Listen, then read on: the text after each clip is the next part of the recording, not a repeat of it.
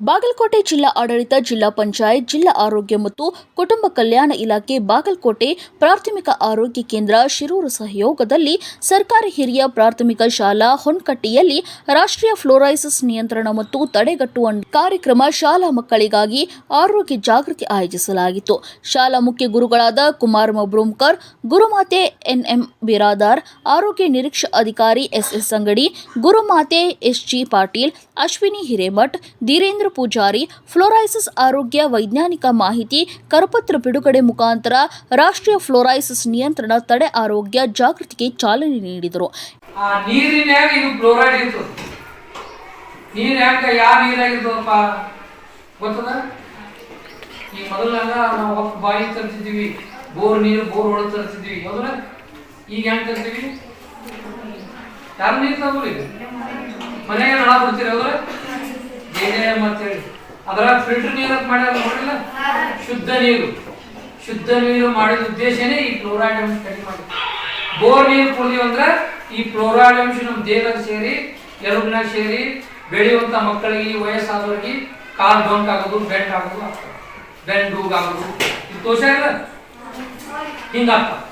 ಹಲ್ಲು ಹಳದಿ ಆಗೋದು, ಹಿಟ್ಟು ಹಲ್ಲಾಗೋದು, ಹಲ್ಲು ಬಿದ್ದು. ಈಗ ಸಣ್ಣ ಹುಡುಗರು ಇದ್ದಾಗ ಹಲ್ಲು ಬಂದು ಅವು ಬಿದ್ದು ಮತ್ತೆ ಹೊಸ ಹಲ್ಲು ಬರ್ತಾವ.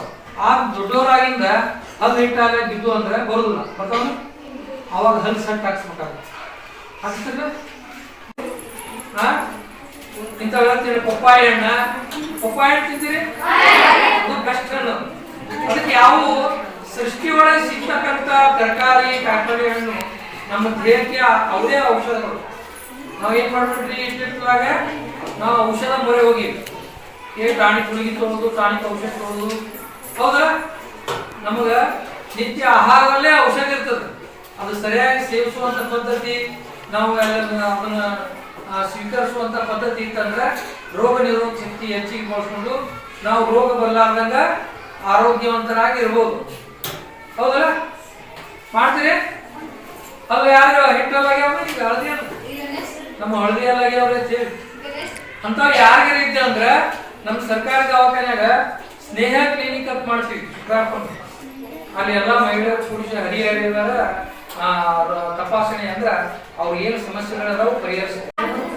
ಜ್ಞಾನ ಹತ್ರಿ, ಒಳ್ಳೆ ಮತ್ತೆ ಹತ್ರಿ ಇಂಥವೆಲ್ಲ ನೀವು ಮುಂಜಾಗ್ರತೆ ಪಡಿಸಿದ್ರಪ್ಪ ಅಂದ್ರ ನೀವು ಆರೋಗ್ಯವಂತ ಬಾಲಕರು, ಆರೋಗ್ಯವಂತ ಏನು ವಿದ್ಯಾರ್ಥಿಗಳೇ ದೇಶದ ಏನು ಪ್ರಗತಿಗೆ ಕಾರಣ. ಹೌದಾ?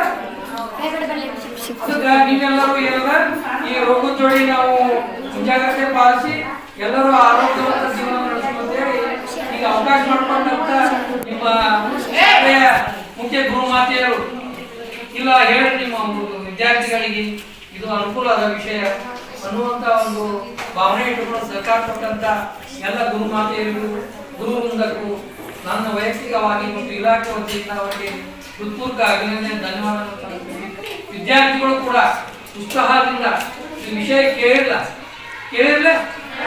ಫ್ಲೋರೋಸಿಸ್ ಅಂದ್ರೆ ಏನು?